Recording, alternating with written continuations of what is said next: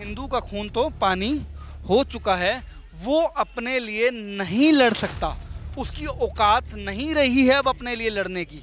वो कमाने खाने में इतना व्यस्त हो गया है कि उसको परवाह ही नहीं रही है कि मेरे वही देश है ना, इसका वही कल्चर हुआ करता था जब एक महिला का चीरहरण हुआ और इस देश में महाभारत हो गई। कारतूस के अंदर गौ मांस मिलाया गया तो इस देश में क्रांति हो गई। ठीक है, आज छोटी छोटी बच्चियों का रेप होता है, एक आदमी नहीं उठ करके निकल सकता। ठीक है, आज तिरुपति के प्रसाद में गौ मांस मिला दिया जाता है, एक आदमी नहीं उठ करके निकलता। ठीक है, तो तुम्हारा कल्चर क्या था और क्या तुम बन चुके हो। नमस्कार दोस्तों, राष्ट्र धर्म में आप सभी लोगों का स्वागत है।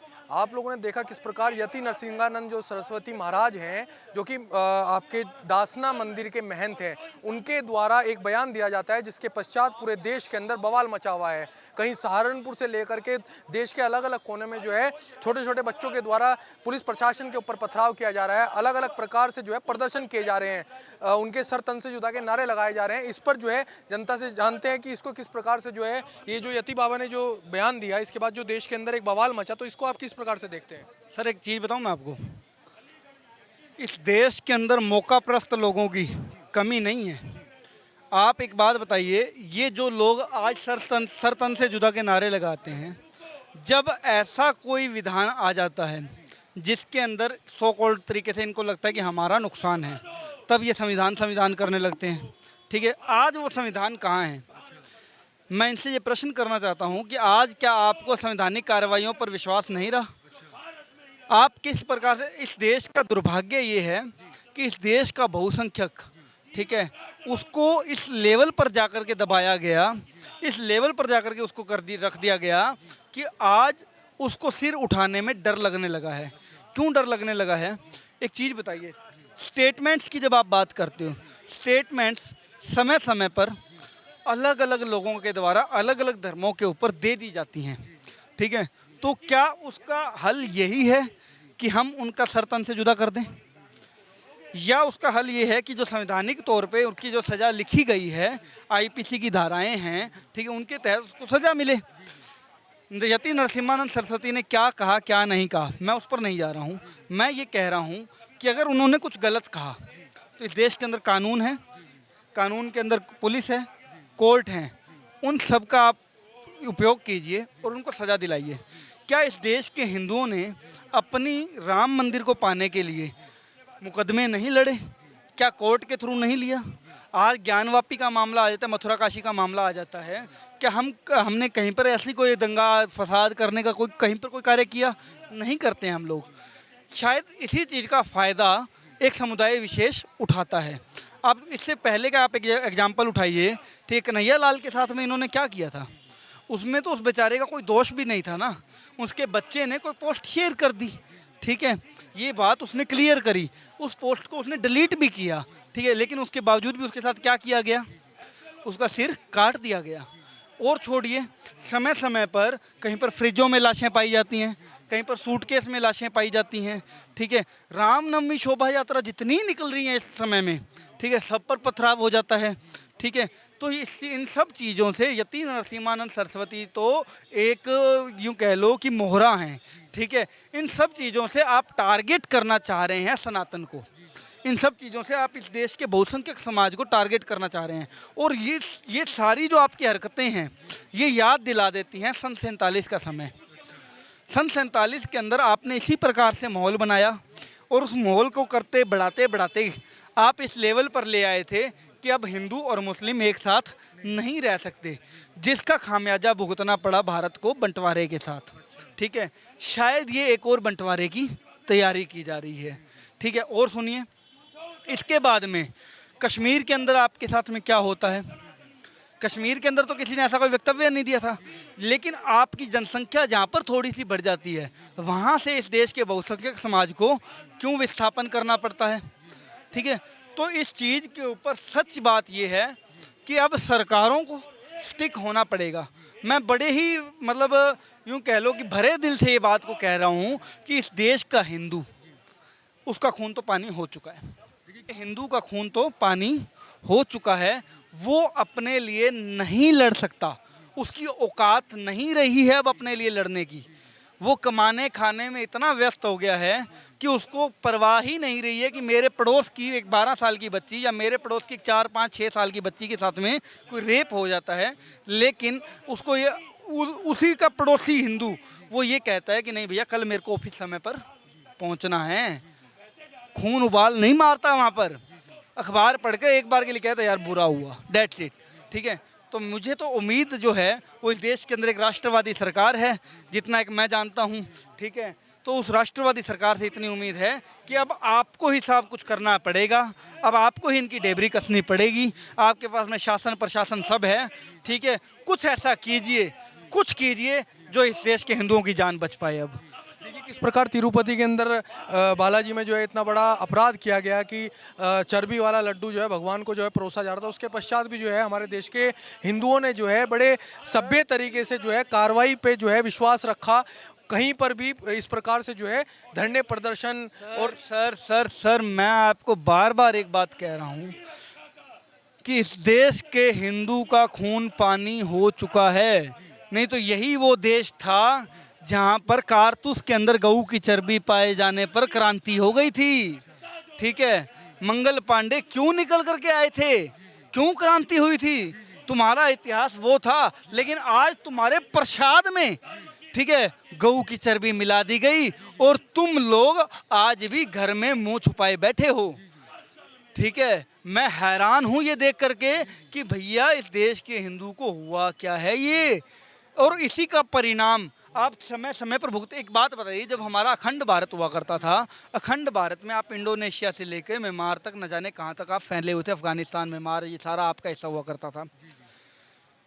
आज आपके पास में कितना सा हिस्सा रह गया? आप कटते कटते कटते कटते इतना सा टुकड़ा आज आपके हाथ में रह गया।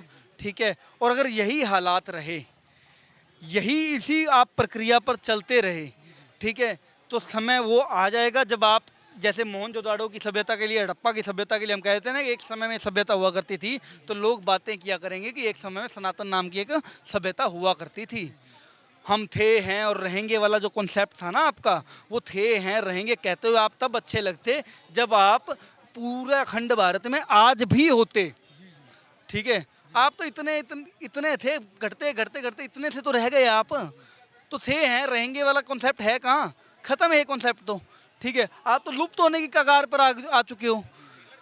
आज आपका खून तब नहीं उबाल मार रहा जब आपके घर की बहन बेटियों के रेप हो जाते हैं। आपका खून तब नहीं उबाल मार रहा जब आपके प्रसाद के अंदर गौ मांस मिला दिया जाता है। ठीक है, आपका खून बिल्कुल ये मतलब पानी हो जाता है जब यहाँ पर लिंचिंग कर दी जाती है आप ही के लोगों की। ठीक है, धर्म की बात, एक बात बताइए, मैं कहता हूँ यति नरसिम्हानंद सरस्वती ने क्या कहा क्या नहीं कहा। इस देश के अंदर आप लगातार सीरीज वाइज आइए।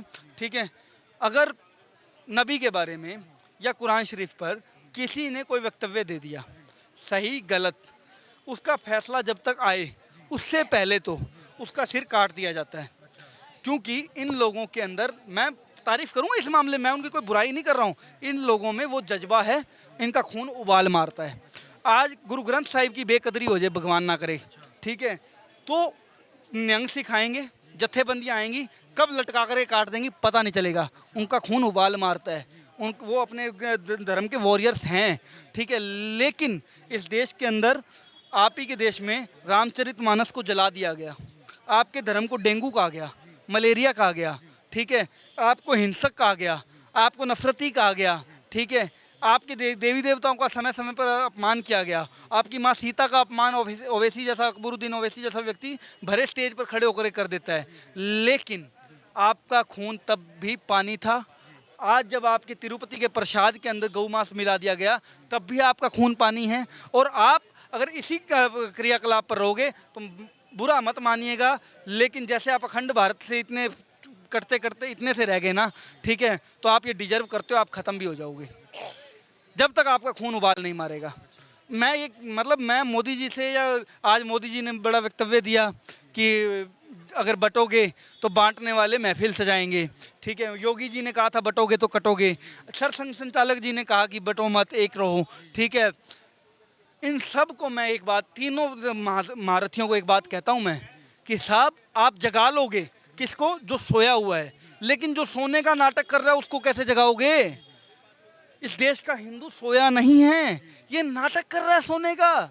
और आप नहीं जगा सकते, ये इग्नोर किए जा रहे हैं चीज़ों को। आप एक बात बताइए, ठीक है, मतलब एक मूवमेंट, इस ये वही देश है ना, इसका वही कल्चर हुआ करता था जब एक महिला का चीरहरण हुआ और इस देश में महाभारत हो गई, कारतूस के अंदर गौ मांस मिलाया गया तो इस देश में क्रांति हो गई, ठीक है। आज छोटी छोटी बच्चियों का रेप होता है, एक आदमी नहीं उठ करके निकल सकता, ठीक है। आज तिरुपति के प्रसाद में गौ मांस मिला दिया जाता है, एक आदमी नहीं उठ करके निकलता, ठीक है। तो तुम्हारा कल्चर क्या था और क्या तुम बन चुके हो। अब अगर इसको मैं नपुंसकता की परिकाष्ठा ना कहूं तो और क्या कहूं, मतलब शर्म। इतना मोब आता है एक तरफा और आकर के जो है घेर लेता है, तो और अलग अलग देश के अलग अलग कोने में इस प्रकार से जो छोटे छोटे बच्चे तलवारें लेकर के मेरठ के अंदर देखा गया, छोटे छोटे बच्चे तलवार लेकर के लहराते हुए जा रहे हैं। सर ये कोई नई बात नहीं है, ये शांति प्रिय जो समुदाय है, ठीक है, ये जो शांति दूत अपने आप में बने हुए हैं, टोपीधारी, छोटे भाई का पजामा बड़े भाई का कुर्ता पहनने वाले, ठीक है। मैं इनसे एक बात कहता हूँ, ये मॉब के द्वारा जो अटैक होते हैं कोई नई बात थोड़ी है। कश्मीर में तुम्हारे साथ क्या हुआ था, रातों रात ही तो ऐलान हुए थे ना मस्जिदों से कि अपनी बहन बेटियों को छोड़ो और निकल जाओ यहाँ से, क्या उखाड़ लिया तुमने। अच्छा, उसके बाद में चिकन नेक को अलग करने की बात कहाँ से उठी थी, इन्हीं के लोगों ने तो उठाई थी ना, ठीक है। इस देश के टुकड़े जितनी बार हुए, ज़्यादातर इस्लामिक कंट्रियाँ क्यों बन जाती हैं, ठीक है, समय समय पर तुम्हारे देश को काटा, इन्हीं ने तो काटा ना, ठीक है। और छोड़ो, तुम्हारे देश के, तुम्हारे यहाँ के मतलब जो 3 मुख्य प्लेस हैं, राम मंदिर, मथुरा और काशी, ठीक है, इन तीनों के लिए तुम कितने हजारों 500 साल हो गए और कितने हजार साल हो गए तुम लड़े जा रहे हो, क्या उखाड़ लिया तुमने कोर्ट के द्वारा। अब जाकर एक तुम्हें राम मंदिर मिला, ठीक है, तुम्हारे खून में इतना उबाल नहीं था कि तुम तुम्हारे मंदिर ले लो, तुम्हारे भगवान का घर तुम्हारे लोग लेकर के बैठे हैं, ठीक है। और छोड़ो, उसके ऊपर कुर्ले कर रहे हैं वो लोग, ठीक है, तुम्हारे शिवलिंग को फुआरा बता करके उसके ऊपर कुर्ले कर रहे हैं वो लोग, ठीक है। अरे एक व्यक्ति हमारे यहाँ के हुए थे, राजस्थान के राणा साहब, मेरे को एग्जैक्ट नाम नहीं याद आ रहा, जो अफगानिस्तान से जा कर के, ठीक है, पृथ्वीराज चौहान की अस्थियों को लेकर के आए थे, शेर सिंह राणा साहब, ठीक है। तो वो खून कहाँ गया। अपने आप को बड़े कविताएं सुना देंगे, फेंक जहाँ तक भाला जाए तू प्रताप का वंशज, और ठीक है, और न जाने क्या क्या, ठीक है। ऐसी 4 पंक्तियां मैंने कश्मीरी पंडितों के लिए सुनी थी कि सागर से बहती पतवार उठा लेते तुम, 10 लाख में से केवल 100 ही हथियार उठा लेते तुम, केवल एक दिन के खातिर, दुश्मन की छाती पर जाकर सीधा तन जाते तुम, केवल एक दिन के खातिर परशुराम बन जाते तुम, ठीक है। लेकिन ये बातें केवल कविताओं में क्यों रह गई हैं। मेरे को आप सिर्फ एक एग्जाम्पल ऐसा बता दीजिए जहाँ पर हिंदू मंदिरों के लिए, हिंदू धर्म के ऊपर गलत हो रहा उसके लिए, गौ रक्षा के लिए, या फिर तुम्हारे बहन बेटियों के बचाव के लिए, किसी एक ऐसे कार्य के लिए, ठीक है, इस देश के अंदर एक मॉब उठा हो, इस देश के लोग इकट्ठे हुए हों और उन्होंने उस चीज़ को लड़ करके हासिल कर लिया हो। एक एग्जाम्पल है, नहीं है। इसका कारण केवल और केवल इतना है कि देखिए, एक बात हूँ मैं, जैसे रिपीट कर रहा हूँ, मुस्लिम्स हैं, आप नबी पर कुछ बोलिए, कुरान पर कुछ बोलिए, उनके पर्टिकुलर कुछ लोग हैं, ठीक है, वो जाएंगे गला काट के काम खत्म करेंगे, और उसके बाद में होगा क्या, जमानत भी मिल जाएगी। जो लोग गिरफ्तार भी होंगे ना, गिरफ्तार हो जाएंगे या कुछ भी हो जाएगा, चाहे उनको फांसी चढ़ जाए, जमानत ना भी मिले, लेकिन वो अपनी कौम के हमेशा आइडल रहेंगे, ये फैक्ट है, ठीक है। सिख हैं, सिखों के अंदर आप गुरु ग्रंथ साहिब की एक आदमी बेअदबी कर दे, ठीक है, नियंग सिखाएंगे, जत्थेबंदियाँ आएंगी, कब लटका करके टपका देंगी, ठीक है, और प्राउडली अपने आप को जाकर थाने में पेश कर देंगी, लो जी हमने किया, ठीक है, और वो अपनी कौम के आइडल होंगे, और होना भी चाहिए, ठीक है। लेकिन हिंदुओं में ऐसा आइडल एक बताओ मेरे को। क्या कह रहे हैं। उसका ये कारण है, एक्चुअली क्या है इसका, मेरे अनुसार, मैं गलत भी हो सकता हूँ, मुख्य कारण है जवाहरलाल नेहरू और कांग्रेस, और बाद में भी कांग्रेस के कुछ लीडर्स, जिन्होंने इस प्रकार के कानून बनाए कि हिंदुओं का मनोबल, हिंदुत्व इस देश से ख़त्म ही हो जाए, हिंदुओं का मनोबल टूट जाए।